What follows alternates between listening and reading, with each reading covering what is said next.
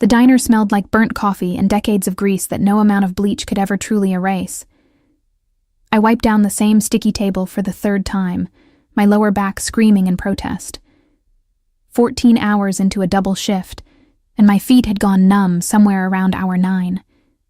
The fluorescent lights buzzed overhead, flickering in that maddening rhythm that made my exhaustion feel like something physical, crawling under my skin.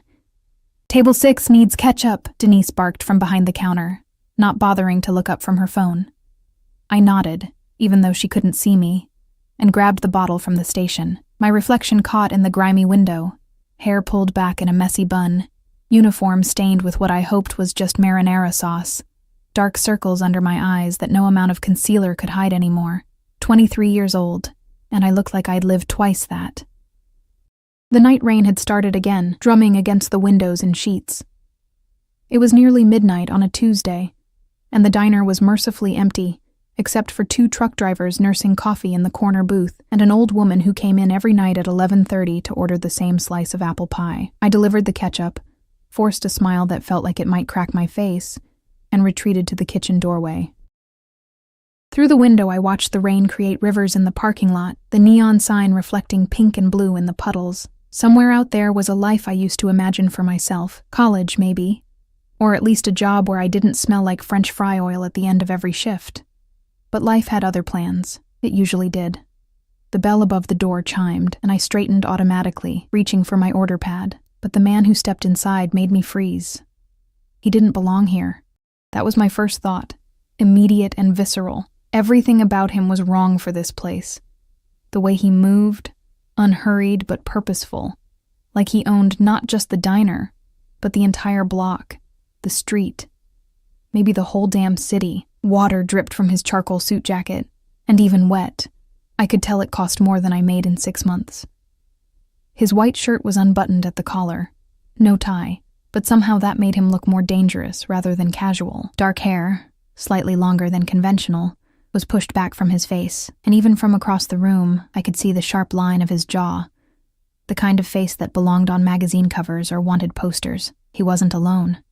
Behind him, a mountain of a man in a black suit stepped through the door, scanning the diner with eyes that missed nothing. He positioned himself by the entrance, hands clasped in front of him, and didn't move. Didn't sit. Just watched. The man in the wetsuit walked to the counter, and I noticed the way everyone else seemed to shrink. The truck drivers suddenly became very interested in their coffee. The old woman looked down at her pie. Even Denise straightened up, her phone disappearing into her apron pocket. Coffee. Black. His voice was low, textured like smoke and expensive whiskey. He didn't say please. Men like him didn't have to. I grabbed a clean mug. We kept a few in the back for the rare customer who deserved better than our chipped standard issue, and poured carefully. My hands were shaking. I didn't know why. I told myself it was just exhaustion. Up close, he was devastating. Not handsome in a safe, friendly way, but beautiful in the way a blade is beautiful. Dangerous. His eyes were dark, almost black in the diner's harsh lighting. And when they fixed on me, I felt pinned in place like a butterfly on a board. "Rough night?" he asked, and there was something almost amused in his tone. I set the coffee down, careful not to spill. "Every night's rough in here." The corner of his mouth twitched, not quite a smile, but close. "I can imagine." He didn't touch the coffee, just stood there, studying me with an intensity that made my skin feel too tight. I could smell him now. Something expensive and dark. Cedar and leather and something else I couldn't name. It cut through the grease and coffee smell like a knife through butter. "You work here every night?" he asked. It felt like an innocent question. It probably wasn't. "Most nights. Double shifts when I can get them. That why you look like you're about to collapse?" I bristled, my exhaustion making me bold. That's what happens when rent is due and tips are shit. His eyes flashed with something, surprise maybe, or interest. Honest. I like that. Before I could respond, his phone buzzed. He pulled it out. No, phones, plural. He had 2, I realized. He glanced at the screen of one, his expression hardening in a way that made the temperature in the room seem to drop. "I need to make a call," he said, more to the mountain by the door than to me. Keep the coffee hot. He walked to the far corner booth, the one with the broken jukebox, and sat with his back to the wall. I noticed he positioned himself where he could see both exits. The mountain stayed by the door. I busied myself with wiping down the counter, but I couldn't stop glancing at him. He was on the phone now, speaking in low tones I couldn't hear. His free hand drummed once against the table, then stopped. That was the only sign of agitation I could see. 10 minutes later, he stood, pulled out a wallet from his inside jacket pocket, black leather, thick with what I assumed were $100 bills. He extracted one and placed it on the counter. Even though the coffee was maybe $2 at most, "Keep the change," he said, already moving toward the door. And then he was gone, the mountain following him like a shadow. Through the window, I watched them climb into a black SUV with tinted windows that had been idling in the parking lot. I hadn't even noticed it pull up. The truck drivers released a collective breath. "Jesus Christ," one of them muttered. "You know who that was?" I shook my head, pocketing the $100 bill with shaking fingers. "Better you don't, sweetheart. Better you don't." The rest of my shift blurred together. At 2 a.m., Denise finally let me go, and I gathered my things from the break room, a threadbare jacket, my dying phone, my keys. I was so tired I could barely see straight. The parking lot was empty except for my beat-up Honda and one other car, a sleek black sedan that definitely hadn't been there when I arrived. I ignored it, too exhausted to care. I was halfway to my car when I saw it. A wallet. Black leather. Lying in a puddle near where the SUV had been parked. My tired brain took a moment to process. Then I picked it up, water dripping from my fingers. Inside was an ID. No, several IDs, which should have been my first warning. Credit cards with different names and a thick stack of cash, but it was the first ID that made my blood run cold. The name meant nothing to me, but the face did. The man from the diner. And behind the plastic window, barely visible, was a business card with just a phone number. No name. No company. Just numbers. I should have left it. Should have dropped it back in the puddle and pretended I'd never seen it. Instead, with trembling fingers and a conscience that had always been too loud for my own good, I pulled out my phone and dialed the number. It rang once, twice. Then a voice, smooth as silk and sharp as broken glass. "Who is this?" I found a wallet in the parking lot of Rosie's diner. I think it belongs to... Don't move. The line went dead. I stood there in the rain, wallet in hand, and realized I'd just made a mistake. A massive, potentially life-altering mistake. Because the sedan that had been parked across the lot suddenly came to life, its headlights flaring bright, and it began rolling toward me with the slow, inevitable approach of a predator who just found prey. My heart hammered against my ribs. The car stopped 10 feet away, the back door opened, and he stepped out. Even in the rain, even with water streaming down his face, he was terrifying. Not because he looked angry, his expression was perfectly calm. That was worse somehow.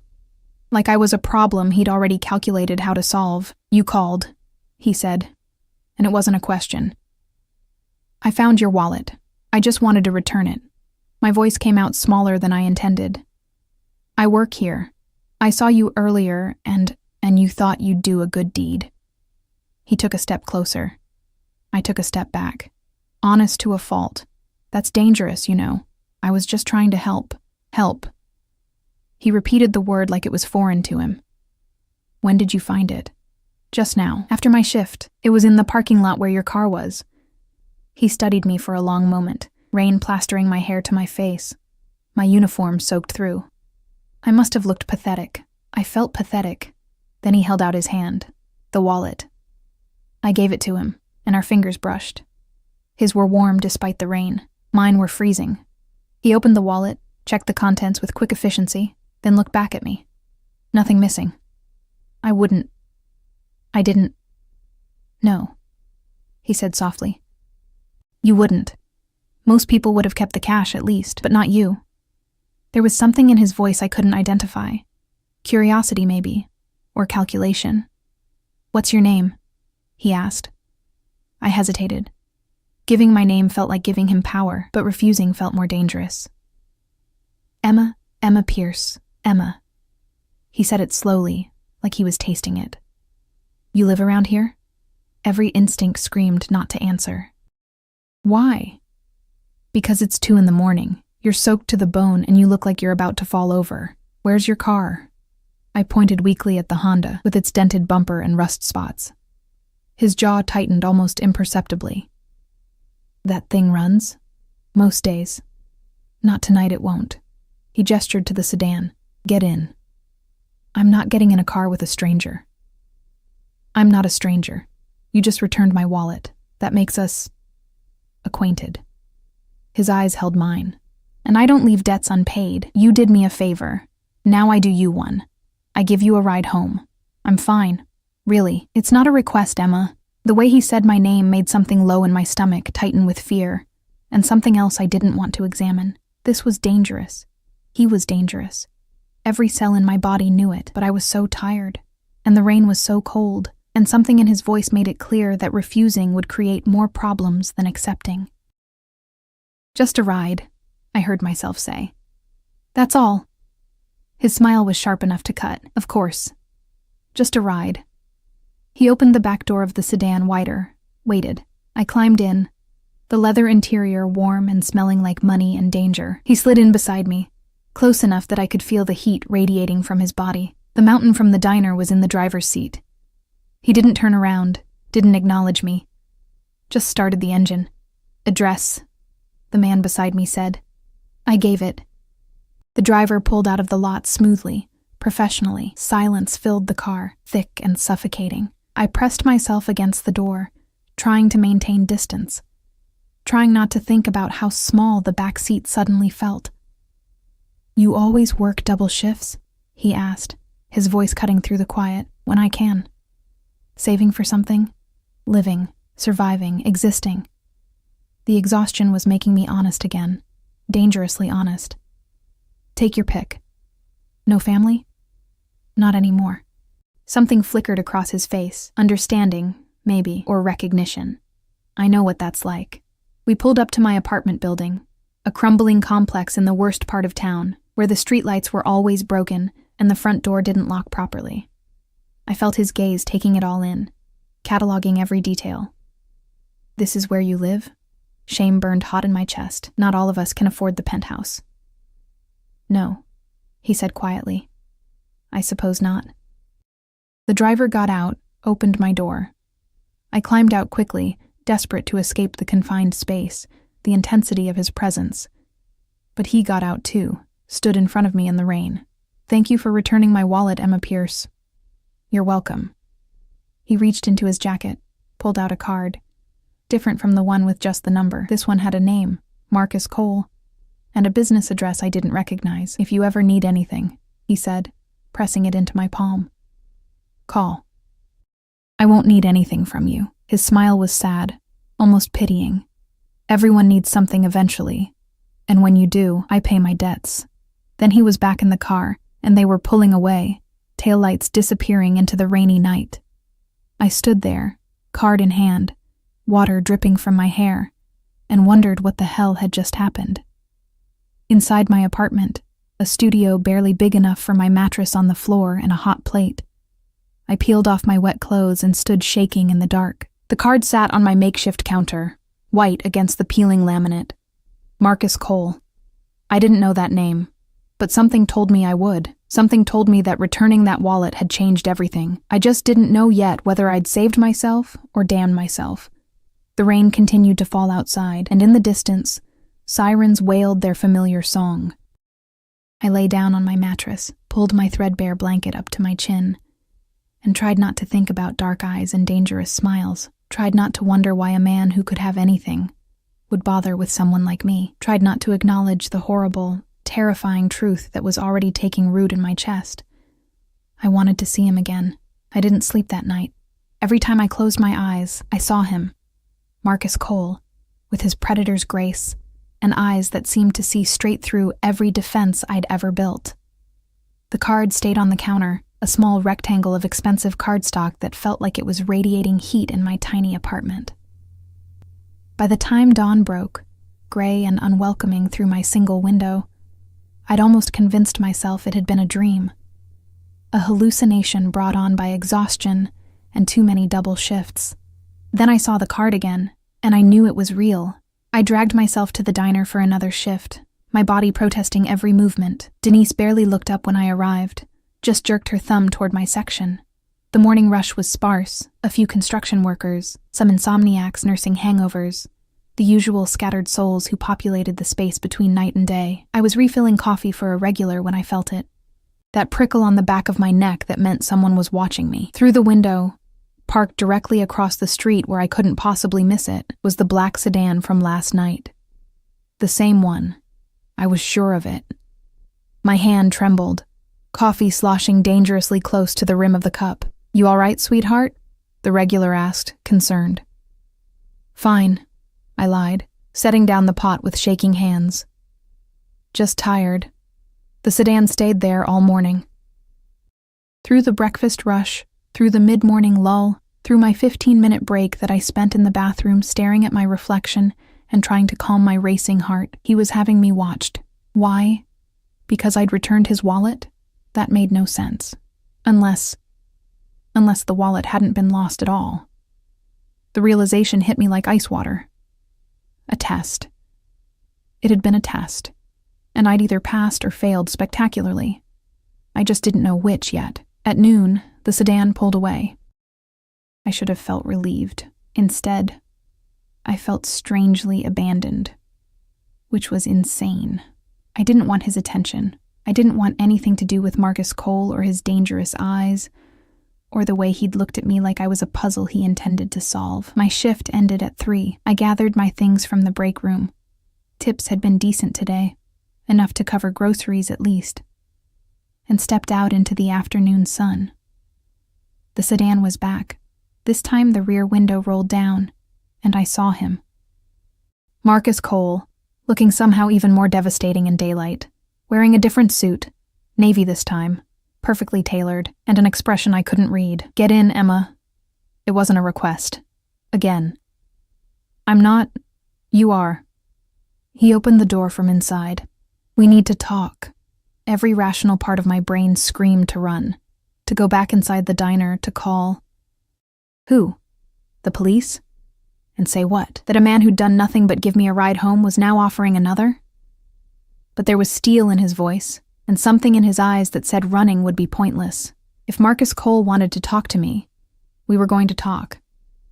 The only question was whether I made it easy or difficult. I got in the car. He didn't touch me, didn't move closer, but I felt trapped anyway. The door closed with a solid, expensive thunk. The driver, the same mountain from last night, pulled smoothly into traffic. "Where are we going?" I asked, proud that my voice came out steady. "Lunch." "I'm not hungry." "You're always hungry, Emma. I can see it in your face. When's the last time you had a real meal? Not diner food. Real food." The accuracy of the observation stung. "That's none of your business. You made it my business when you called that number." He turned to face me fully, one arm draped casually along the back of the seat. "Tell me something. Why did you call?" "The truth." "I told you. To return your wallet. You could have left it at the diner, turned it into lost and found, kept the cash and thrown the rest away. But you called a number on a card without knowing who you were calling. Why?" I met his eyes, refusing to look away even though it felt like staring into the sun. Because it was the right thing to do. The right thing. He said it like I'd spoken a foreign language. "Do you know how rare that is, Emma? How rare you are?" "I'm not rare. I'm broke, exhausted, and way out of my depth here. So why don't you just tell me what you want?" His smile was sharp and approving. "There's that honesty again. What I want is to understand you. You live in a neighborhood where people steal to survive, yet you returned a wallet full of cash. You work yourself to exhaustion for minimum wage and tips. You have no family, no safety net, and yet you refuse help from someone who could make your life considerably easier. Why? Because help from men like you comes with strings. Men like me." He leaned back, studying me. "What kind of man do you think I am? Dangerous. Smart girl. The approval in his voice made something warm unfurl in my chest, which was absolutely the wrong reaction. But danger isn't always a bad thing. Sometimes it's protection. Sometimes it's the only thing standing between you and worse dangers. The car pulled to a stop. I looked out to see we'd arrived at a restaurant I'd walked past 100 times, but never dreamed of entering. The kind of place where reservations were made months in advance, and the cheapest item on the menu cost more than my weekly grocery budget. "I can't afford this," I said automatically. "You're not paying." He was already out of the car, the driver holding his door. Then my door opened, and Marcus was there, offering his hand. I didn't take it. Got out on my own, even though my legs felt unsteady. Something flickered in his eyes, amusement or frustration, I couldn't tell. Inside, the maitre d' took one look at Marcus and practically fell over himself to accommodate us. We were led to a private corner booth, secluded from the rest of the dining room by frosted glass panels and artfully placed plants. Marcus waited until I sat before taking his own seat. The waiter appeared instantly, and Marcus ordered without looking at the menu. For both of us, I realized with irritation. "I can order for myself," I said when the waiter left. "You don't know what's good here. And you do?" I own the place. Of course he did. The food arrived impossibly fast, probably because the kitchen had been alerted the owner was dining. It was beautiful, almost too beautiful to eat. Seared scallops that smelled like heaven, some kind of risotto that gleamed like pearls, vegetables I couldn't even name. My stomach growled audibly, Marcus's lips twitched. "Eat, Emma." I wanted to refuse on principle, but I was so hungry, and it smelled so good, and pride was a luxury I couldn't afford. The first bite nearly made me moan. I caught myself, but not before I saw the satisfaction in his eyes. We ate in silence for a few minutes. I tried not to devour everything like a starving animal, tried to maintain some dignity, but God, when was the last time I'd tasted something that wasn't fried or microwaved? "Tell me about your family," Marcus said suddenly. I set down my fork. "Why?" "Because I'm curious, and because you're going to tell me." The arrogance should have made me angry. Instead, I found myself answering, "There's nothing to tell. My mom died when I was 17. Cancer. I've been on my own since. No father? Never met him. He left before I was born." I picked up my fork again, pushing risotto around my plate. My turn. "What do you really do, Marcus Cole?" "I'm a businessman." "That's not an answer. It's the only one you need." "The wallet," I said quietly. "That was a test, wasn't it? You wanted to see what I'd do." He didn't deny it. "I needed to know what kind of person you were." "And what's the verdict?" "You're exactly what you appear to be. Honest, stubborn, too brave for your own good." He leaned forward, his intensity pinning me in place. "Do you know how dangerous that is, Emma? In my world, people like you don't survive. I'm not in your world. You are now. The moment you called that number, you stepped into it." His hand moved across the table, not touching me but close enough that I could feel the heat. "And I don't let go of things that belong to me. I don't belong to anyone. Not yet." The promise in those 2 words made my breath catch. "But you will, Emma, because I'm going to give you a choice. You can walk away right now, go back to your double shifts and your falling apart apartment, and your slow march toward burnout, or you can let me help you." "Help me do what?" "Live. Actually live instead of just surviving." His eyes held mine. "I'm offering you a job. Better pay, better hours, better everything. All you have to do is say yes." It sounded too good to be true, which meant it definitely was. "What's the catch?" "No catch, just loyalty. You work for me, you're under my protection. But you don't lie to me, you don't betray me, and you don't refuse when I ask something of you." That sounds like a lot of catches. His smile was wolf-sharp. Semantics. I should have said no. Should have walked out of that restaurant and never looked back. But I thought about my apartment, about the electricity bill I couldn't pay, about the student loans from the 1 semester of college I'd managed before my mother got sick, about the slow, grinding poverty that was swallowing me whole, and I thought about the way Marcus looked at me. Like I mattered. Like I was something precious he intended to keep. It was insane. It was dangerous. "What kind of job?" I heard myself ask. Victory flashed in his eyes. I need someone I can trust, someone whose loyalty can't be bought. You'd start as my personal assistant, handle appointments, correspondence, things that require discretion. I have no experience with any of that. You'll learn. You're smart, I can tell. And more importantly, you're honest. That's worth more than experience. The waiter appeared to clear our plates. Marcus ordered dessert without asking if I wanted any. I was starting to notice that about him. He made decisions and expected the world to accommodate them. The scary part was that it did. I need to think about it, I said. No, you don't. You've already decided. He tilted his head, studying me. You're just afraid of what saying yes means. He was right, and I hated that he was right. 24 hours, I said. Give me 24 hours to think. 12. I'll have my driver pick you up tomorrow afternoon. 2 o'clock. Be ready, and if I say no, something dark crossed his face. Then you say no. I won't force you, Emma, but you'll spend the rest of your life wondering what if. And that's its own kind of prison. The dessert arrived. Something chocolate and decadent. I ate it mechanically, barely tasting it, my mind spinning. When we left the restaurant, the sedan was waiting. Marcus held the door for me this time, and I let him. Small concessions. Building patterns. He drove me back to my apartment, walked me to my door despite my protests. Tomorrow, Emma, 2 o'clock. Don't make me wait. Then he was gone, and I was alone with a decision that felt like it would define the rest of my life. I called in sick to the diner the next morning. Denise sounded annoyed but unsurprised. I never called in sick, which probably made it more believable. I spent the hours until 2 o'clock pacing my tiny apartment. The business card Marcus had given me burning a hole in my pocket.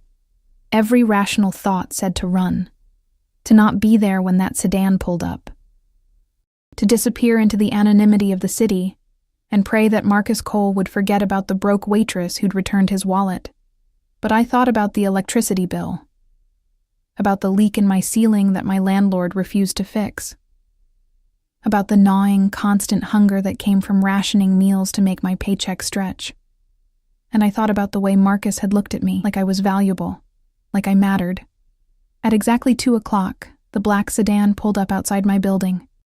I grabbed my jacket, my only jacket, and went downstairs before I could change my mind. The mountain was driving again. He nodded once when I approached, opened the back door. Marcus wasn't inside this time, and I felt an odd mixture of relief and disappointment. We drove in silence through parts of the city I'd never seen, where the buildings grew taller and sleeker, where everything gleamed with money and power. Finally, we pulled up to a high-rise that seemed to touch the clouds, all glass and steel and intimidating architecture. Mr. Cole is expecting you. 42nd floor, the driver said, his first words to me ever. Inside, the lobby was all marble and modern art. The security guard took one look at me, in my second-hand clothes and worn sneakers, and frowned. But when I gave Marcus's name, his expression shifted to something like respect. Or fear. The elevator was mirrored on all sides. I watched my reflection multiply into infinity as we rose, higher and higher, my stomach dropping with each floor. The doors opened directly into an office that took up the entire floor. Floor-to-ceiling windows offered a view of the city that made me dizzy. The furnishings were minimalist but clearly expensive. Dark wood, leather, chrome accents. And there was Marcus, standing by the window with his back to me, phone pressed to his ear. He was speaking in a language I didn't recognize, Italian maybe, or something similar. His tone was sharp, commanding. He ended the call abruptly when he heard the elevator, turned to face me. You came. Satisfaction colored his voice. I'm here to talk. That's all. Of course. He gestured to a chair in front of his massive desk. Sit. I sat. He remained standing, which put me at a disadvantage.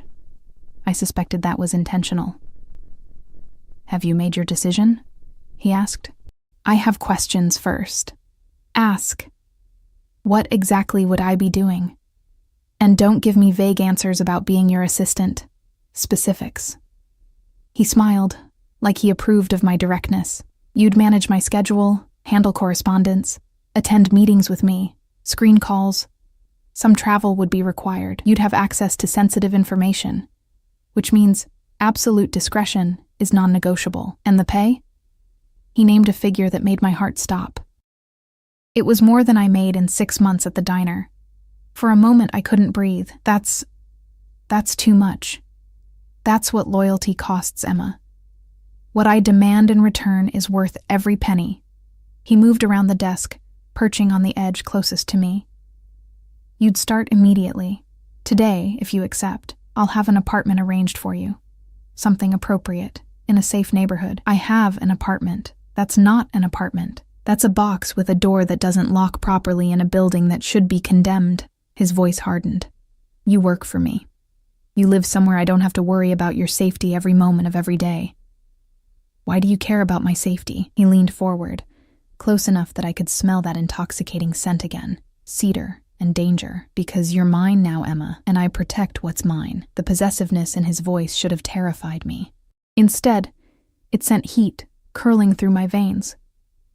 I don't belong to anyone, I whispered. Keep telling yourself that. He stood, pulled a folder from his desk drawer. Employment contract. Read it, sign it, or walk away and go back to slowly killing yourself for minimum wage. I took the folder with shaking hands. The contract was surprisingly straightforward. Salary, benefits that were almost obscenely good, a non-disclosure agreement that was ironclad. But there was a clause near the end that made me pause. What's this about exclusivity? You work for me and only me. No other employment, no sharing information about your work, no divided loyalties.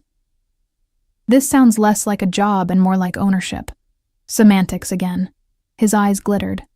I require absolute loyalty, Emma. In return, you get security, protection, and a life that doesn't involve praying your car starts every morning. Are those terms acceptable? I should have asked for a lawyer to review it. Should have taken time to consider. Should have done 100 things that a smart person would do. Instead, I picked up the pen he offered and signed my name.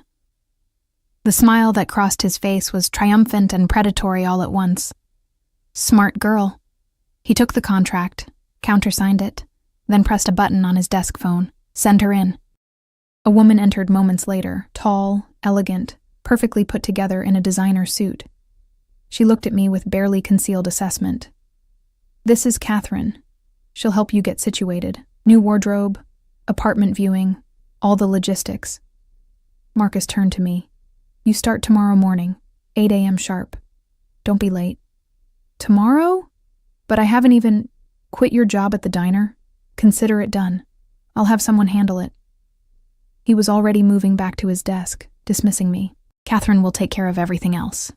Go. I stood on shaky legs, following Catherine back to the elevator. In the mirrored walls, I caught one last glimpse of Marcus watching me with an expression I couldn't decipher. Something between satisfaction and hunger. The doors closed, and Catherine finally spoke. You're either very lucky or very foolish. I haven't decided which yet. What do you mean? Marcus Cole doesn't hire personal assistants. He has people for that. Accountants, schedulers, managers.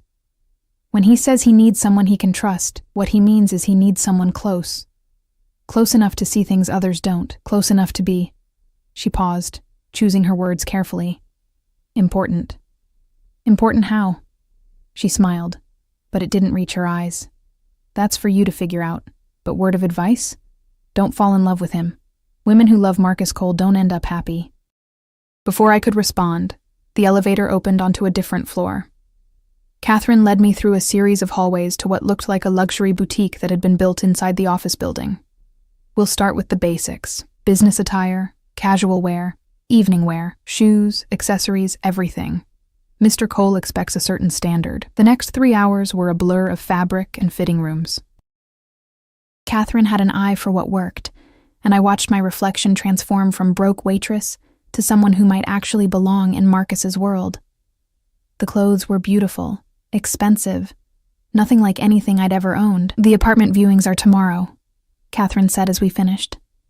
Mr. Cole has selected 3 options for you to choose from. All are furnished, all are in secure buildings. He's already picked them out. Mr. Cole is thorough. He doesn't leave things to chance. She handed me a sleek black credit card. For anything you need. Groceries, toiletries, whatever. The limit is generous.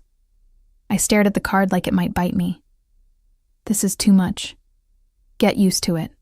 Working for Marcus Cole means living in a different world. The sooner you accept that, the easier this transition will be. That evening, I returned to my apartment one last time. Everything I owned fit into 2 duffel bags, a depressing realization. I sat on my mattress, surrounded by peeling paint and water stains, and tried to process what I'd just done. I'd sold myself. Not in the traditional sense, maybe, but sold myself nonetheless. Traded my independence for security, my freedom for protection. My phone buzzed. An unknown number. Hello? It's Marcus. His voice sent shivers down my spine even through the phone. Everything goes smoothly with Catherine? Yes, it was overwhelming. You'll adjust. A pause. The driver will pick you up at 7:30 tomorrow morning. Be ready. I will. Emma. The way he said my name made me close my eyes. You made the right choice. I'll take care of you. You have my word. And what does your word mean, Marcus? Everything. In my world, it's the only currency that matters. Another pause. Sleep well. Tomorrow your new life begins. He hung up before I could respond. I lay back on the mattress, staring at the water-stained ceiling, and wondered what I'd just gotten myself into. Part of me was terrified, but another part, a part I didn't want to acknowledge, was thrilled. Because for the first time in years, I wasn't alone. I wasn't just surviving. I belonged to someone, even if that someone was the most dangerous man I'd ever met. The sedan arrived at exactly 7:30. I was waiting outside my building, former building now, with my 2 duffel bags and a stomach full of nervous energy. The mountain loaded my bags into the trunk without a word, then held the door for me. This time, Marcus was inside. He looked devastating in a charcoal suit, freshly shaved, hair perfectly styled. He was reading something on a tablet, barely glancing up when I slid in beside him. Good morning, Emma. Good morning. He set the tablet aside, his dark eyes scanning me from head to toe. I was wearing one of the outfits Catherine had selected, a navy sheath dress with a fitted blazer, modest heels that were already making my feet ache. His gaze lingered, something like approval warming his expression. Perfect. You look the part. The part of what, exactly? Someone who belongs at my side. He shifted slightly, and suddenly the space between us felt smaller. First stop is your new apartment. You'll have time to settle in before we head to the office. The building we pulled up to made my breath catch. It was beautiful. All modern glass and steel with a doorman who greeted Marcus by name.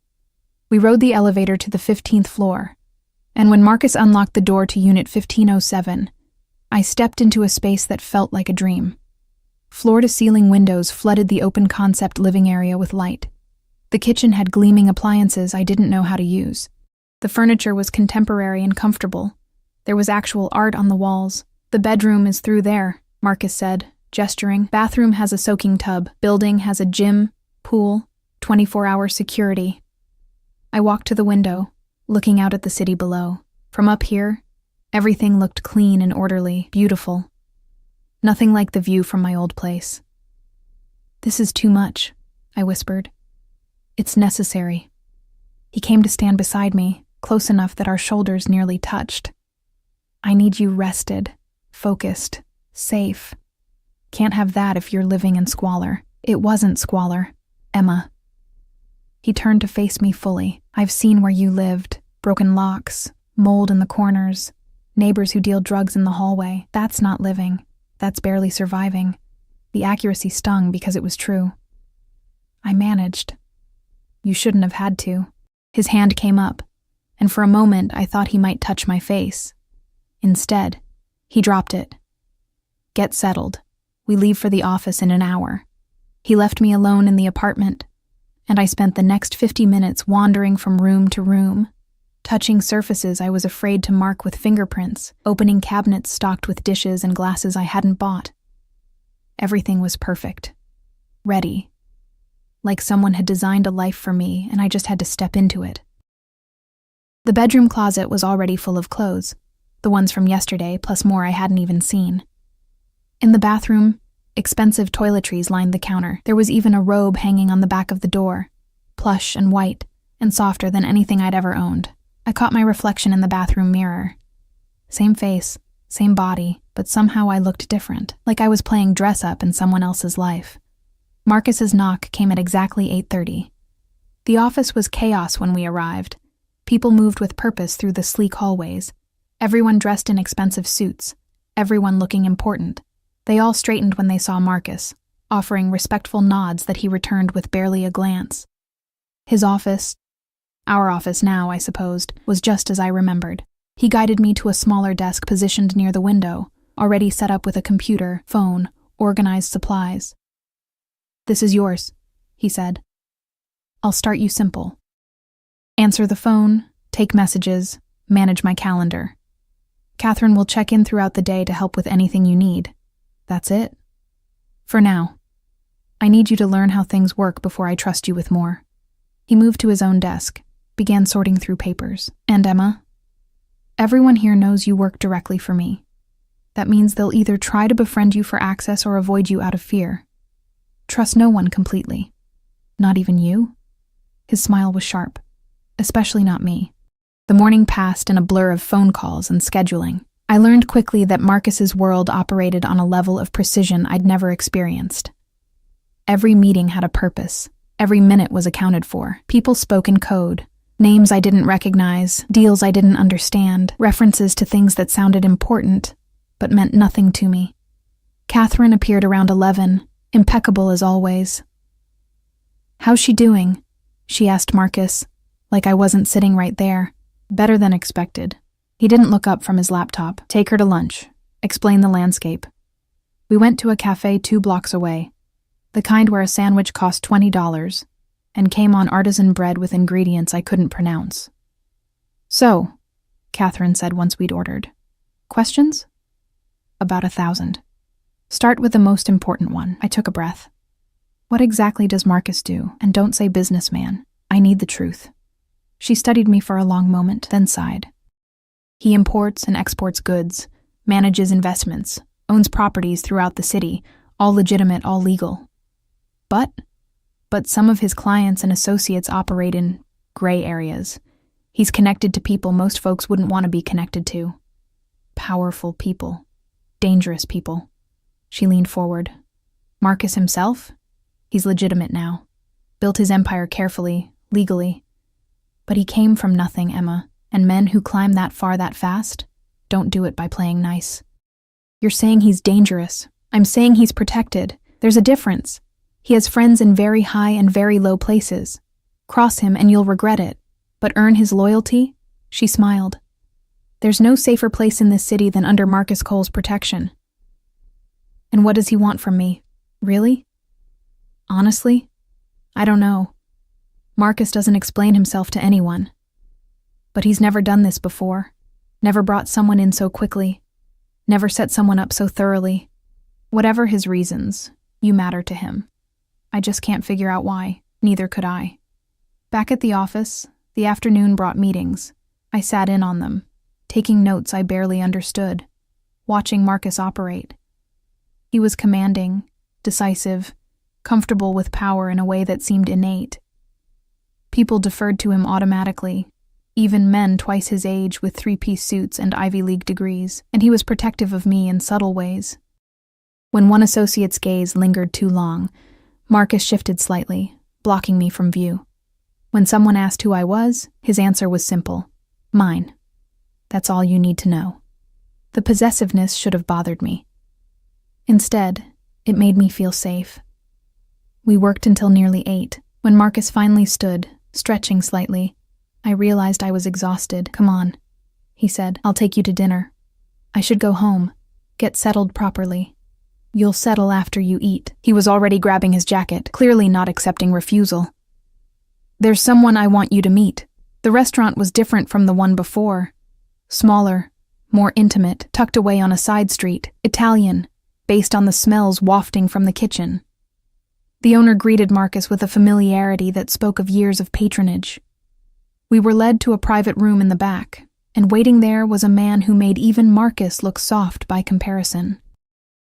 Older, maybe 50, with silver threading through his dark hair and scars that spoke of a violent past. His eyes assessed me with the cold calculation of someone used to measuring threats. "Emma, this is Vincent, my oldest friend and most trusted advisor." Marcus gestured for me to sit. "Vincent, this is Emma Pierce, my new assistant." Vincent's eyebrow rose fractionally. "Assistant? Is that what we're calling it?" "That's what she is." Marcus's voice held a warning edge. "Of course." Vincent turned his attention to me. "Tell me, Emma, what did Marcus promise you to get you to work for him?" "Security. A better life." "And what did he tell you about what that would cost?" I met his gaze steadily. Loyalty, discretion, absolute trust. Something like respect flickered in Vincent's eyes. At least she's not naive. That's something. Dinner was served. Pasta that melted on the tongue, wine that probably cost more than my old monthly rent. The conversation flowed around me, Marcus and Vincent discussing business in that same code I'd heard all day, but I caught enough to understand that Vincent was testing me, seeing how I'd handle being included in discussions I shouldn't understand. I stayed quiet, observant, and I saw Vincent nod to Marcus at one point. Some silent communication passing between them. After dinner, Marcus drove me home himself.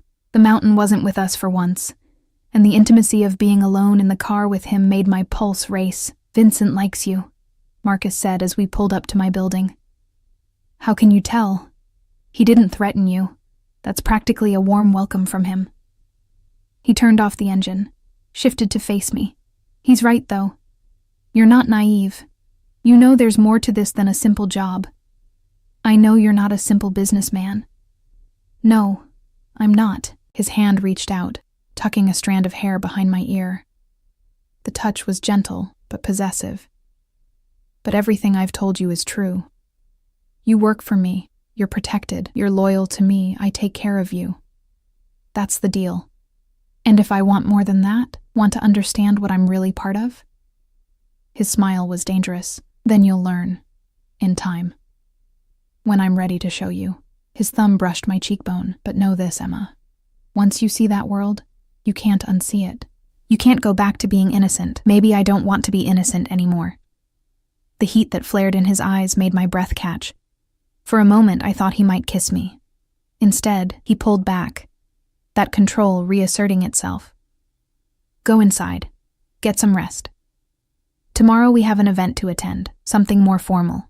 Catherine will make sure you have something appropriate to wear." I got out of the car, legs unsteady, and watched him drive away. Upstairs in my beautiful new apartment, I stood at the window and looked out at the city lights. Somewhere out there was my old life, the diner, the falling apart apartment, the slow grind of poverty. I didn't miss it. I should have. Should have been terrified of how quickly I was adapting to this new world, how easily I was accepting Marcus's control over my life. But all I felt was anticipation for tomorrow, for whatever came next. The event was at a mansion in the hills, the kind of place that made my new apartment look modest. Catherine had delivered a gown that afternoon, midnight blue silk, that hugged every curve and fell to the floor in elegant waves. She'd also sent a stylist who did my hair and makeup, transforming me into someone I barely recognized. When Marcus picked me up at 7, the look in his eyes made my stomach flip. "You're stunning," he said simply, offering his arm.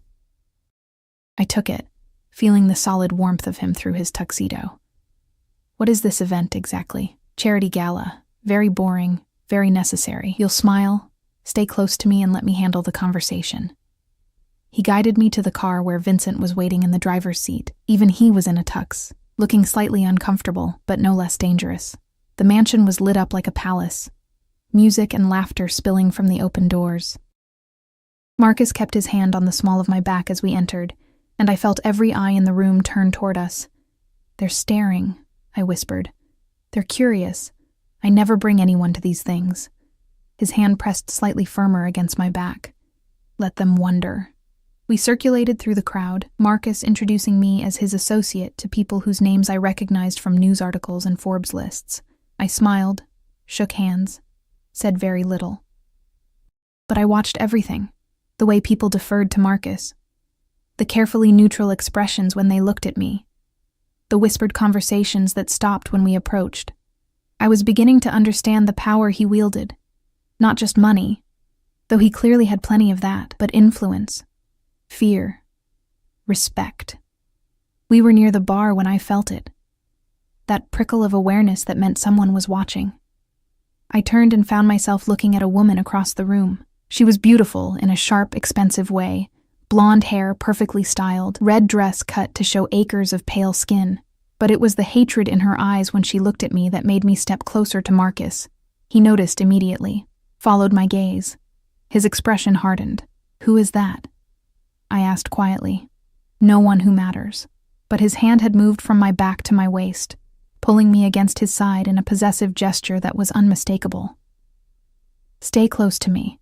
The woman was crossing the room toward us now, her smile sharp as broken glass.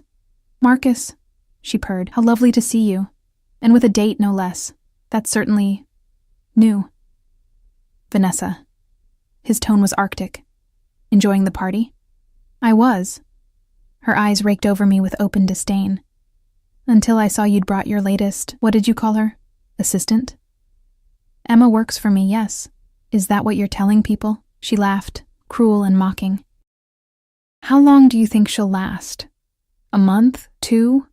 Before you get bored and discard her like all the others?" I felt Marcus tense beside me. But before he could speak, I found my voice. "I'm not interested in whatever history you have with Marcus, but I'm also not someone you can dismiss that easily." I met her gaze steadily. "So why don't you move along and find someone else to bother?" Shock flashed across her face, followed by rage. But Marcus's low chuckle diffused the moment. "You heard her, Vanessa? Move along." She opened her mouth, closed it, then spun on her designer heels and stalked away. I could feel the attention of half the room on us. "That was either very brave or very stupid," Marcus murmured in my ear. "She was rude. She's also the daughter of a man I do business with." But he was smiling.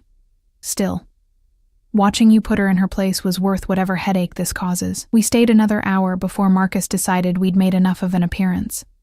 In the car, Vincent was grinning. "I like her," he announced. "She's got spine, too much spine for her own good," Marcus replied. But there was affection in his voice. We dropped Vincent at his place. Then Marcus drove toward my apartment. But instead of taking the usual route, he pulled into an underground parking garage I didn't recognize. "Where are we?" I asked. "My place. I want to show you something." His apartment, penthouse really, occupied the entire top floor of the building. Floor-to-ceiling windows offered a 360 view of the city. The decor was masculine and minimalist, all clean lines and dark colors, but it was the wall of photographs that caught my attention. "Come here," Marcus said, leading me to them. They were family photos, I realized. A younger Marcus, with a woman who had to be his mother. Same dark eyes, same sharp features, a little girl with pigtails and a gap-toothed smile. Marcus as a teenager, arms around an older boy who looked like him. "Your family?" I asked softly. "Was." His voice was rough. "My mother died when I was 16. Cancer, like yours. My brother," he paused, jaw tight. "He was killed 3 years ago. Wrong place, wrong time. Caught in crossfire from a deal gone bad." "Marcus, I'm so sorry. My sister, the little girl in the photo. She's safe. Living in Europe with her husband, as far from this life as I could get her." He turned to face me. "I built all of this so she'd never have to struggle like we did, so she'd never have to be afraid." I understood then. The control, the possessiveness, the need to protect. He'd lost everyone he loved, and now he was trying to build something that couldn't be taken away. "Why are you telling me this?" I asked. "Because I need you to understand. When I say you're mine, when I say I'll protect you, it's not just words. It's everything." He stepped closer, his intensity overwhelming. "You remind me of her, my mother. The same goodness, the same stubborn honesty in a world that punishes both. And I swore after she died that if I ever found that again, I'd do whatever it took to keep it safe. I'm not a thing to be kept, Marcus. No, you're so much more than that." His hand came up, cupping my face with surprising gentleness. "You're the first person in years I've wanted to trust. The first person who's looked at me and seen something worth believing in, instead of something to fear or use." "I do fear you," I whispered. "I know. But you're here anyway. That's what makes you extraordinary." His thumb traced my lower lip, and my breath caught. "Tell me to stop, Emma. Tell me you don't want this, and I'll take you home right now. You'll still have your job, your apartment, everything I promised. But tell me now. Because once I start, I won't be able to let you go." I should have said no. Should have maintained the professional distance. Protected my heart from a man who was clearly dangerous in more ways than one. But I'd spent my whole life playing it safe. And where had it gotten me? Alone, exhausted, barely surviving. "Don't stop," I breathed. His kiss was claiming, possessive, everything I should have run from, but I melted into it, my hands fisting in his tuxedo jacket, pulling him closer. He backed me against the window, the city lights spreading out behind us, and kissed me like he was trying to prove a point, that I was his, that this was inevitable, that we'd been heading toward this moment since I'd made that phone call to return his wallet. When we finally broke apart, both breathing hard, his forehead rested against mine. "You're mine now," he said. "No going back." "I know. I'll be possessive, jealous, overprotective. I won't apologize for any of it. I wouldn't believe you if you did." His laugh was rough and genuine. "Smart girl." He kissed me again, softer this time. "Stay with me tonight. Let me show you what it means to be mine." I stayed. That night, wrapped in Egyptian cotton sheets in Marcus's bed, his arm heavy and possessive around my waist, I realized I'd found something I hadn't even known I was looking for, a place to belong. Someone who wanted me not in spite of my flaws, but including them. A man who looked at me like I was precious, worth protecting, worth keeping. It was dangerous. It was probably insane, but it was mine. 3 months later, I stood in Marcus's office, our office, reviewing contracts like it was second nature. I'd learned the business inside and out, earned the respect of his associates, become indispensable in ways that went beyond the professional. Vincent had become like an uncle, gruff but protective. Catherine was now a genuine friend. And Marcus was everything. My boss, my protector, my obsession, the man who'd saved me from a life of slow desperation and given me purpose, security, and a love that was as fierce as it was unconventional. He walked up behind me now, arms circling my waist, chin resting on my shoulder. "Come home early tonight," he murmured. "I have something for you." "What kind of something?" "The kind that involves a ring and a very important question." My heart stopped. "Marcus, I told you that first night. Once I start, I don't let go." He turned me in his arms, his dark eyes intense. "You're mine, Emma. Have been since the moment you called to return a wallet you could have easily kept. Now I want to make it official. Legal, permanent." Tears pricked my eyes. "You're asking me to marry you?" "I'm telling you I'm going to marry you. The question is just a formality at this point." His smile was arrogant and loving all at once. "Say yes, Emma. Let me take care of you for the rest of our lives. Let me give you everything you deserve." I thought about the girl who'd worked herself to exhaustion for minimum wage, who'd lived in a falling-apart apartment and rationed meals, who'd been so alone she'd almost forgotten what it felt like to matter to someone. That girl was gone. In her place was a woman who'd learned that sometimes the most dangerous choice was also the right one. That love didn't always come in safe packages. That belonging to someone could be freedom instead of a cage. "Yes," I whispered. "Yes, I'll marry you." His kiss tasted like triumph and promise and forever. Outside the windows, the city spread out below us, the same city where a broke waitress had once returned a wallet to a stranger, not knowing it would change everything, not knowing it would lead her here, to love, to safety, to home, to Marcus. And I'd never been more grateful for a test I hadn't even known I was taking.